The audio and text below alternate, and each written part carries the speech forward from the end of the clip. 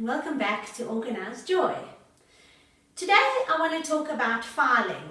Filing anything and everything. Filing, I know, it's a pain in the ass, even for me. But today we're going to talk about filing files, paper stuff, filing other things, and hopefully filing most of it electronically. That would be ideal.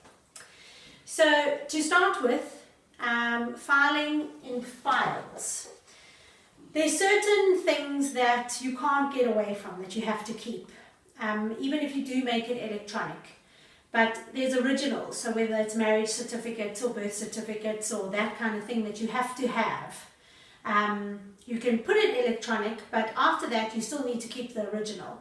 So those kind of things you can't get around, unfortunately. We have to have a few files for that.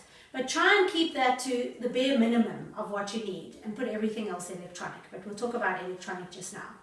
So here are my files, right? I obviously have one for the Garcias, so this is everything related to us as a couple. So original antenuptial contracts, marriage certificates, that kind of thing that we need to keep. Certain things for Andy, certain things for Joy. Then I have tax, and then obviously manuals and warranties and all of that. They generally come in those thick books. You can't put that electronic. So I keep those in here. I just file them in there. What's very important, I have spoken about this before, is that once you get rid of something, get rid of the manual. You don't have to keep this thick manual for something that's broken or gone away. Can you hear that noise in the background? That's Jessie trying to make a bed on a cushion. So sorry for that. But yeah, so those are files. These files are beautiful files. They're moleskin files, which I'm not sure they make anymore, bring into South Africa. But in here are all my things that are business related. So where original company documents, etc. that I have to keep in these ones. Then you have certain things like cards. So whether it's birthday cards, Christmas cards, thank you cards for presents, those kind of sentimental things that you want to keep. Those are also, you can't put those electronic, right? So I keep these in these kind of boxes. I have lots of boxes, and it's just nice to use them for something. I like keeping that kind of stuff. So for instance, in this box you'll see there's a whole lot of cards and messages and photographs and that kind of thing. Photographs from many years ago before things went digital. That's what I use these boxes for.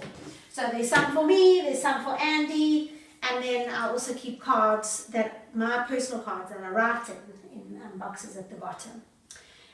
So those are the two things that you can't put electronic.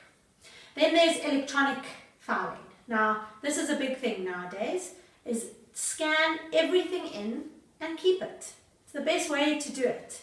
Now, I've also spoken about this. You don't want to keep every single version of something that you have. You keep the most recent version. It may be one back. If you've got bank statements or Joburg City statements or whatever that may be, keep a year. You don't need more than that. Unless you've had a problem, then maybe there's a reason to keep that. But otherwise, keep everything electronically. Now, I'll show you on my computer a very brief version of how my file directory works. But I keep everything on Google Drive.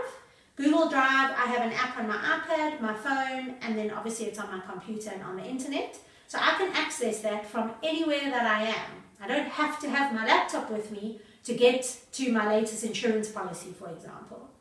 I have the app that I can literally click on it, see what's there, understand what it is, or forward it on to someone in an email, and it's all saved there.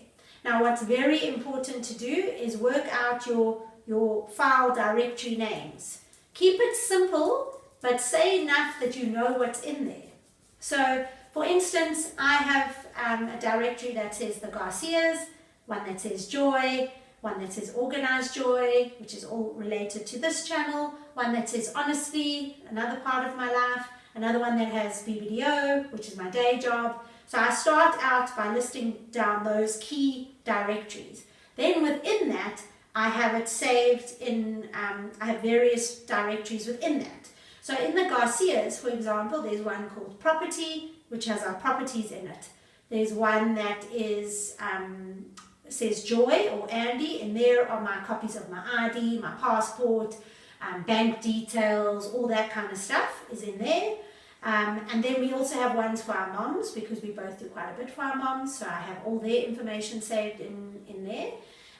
If you go into Organized Joy, for example, you'll see it's set out, there's a directory for episodes. Then within the episodes, it's number 1, number 2, with the name. So I know where to find what I'm looking for.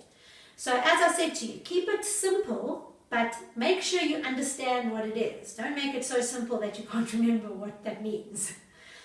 And then to date your documents is very important, because that way you can find the most recent one very quickly by date.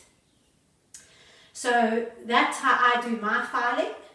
And when you do this, what's probably quite key is you can actually go and chuck out a whole lot of stuff while you're busy saving it all correctly. It does take a little bit of time to get it right the first time, but once you've got it into a system, it works and you never have to change it.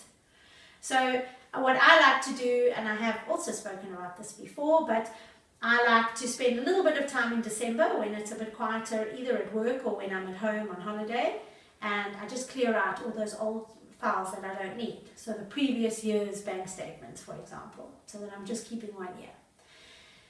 Yeah, so that's how I do my filing. I hope that's kind of helped you. Yeah, so thanks for joining me at Organized Joy.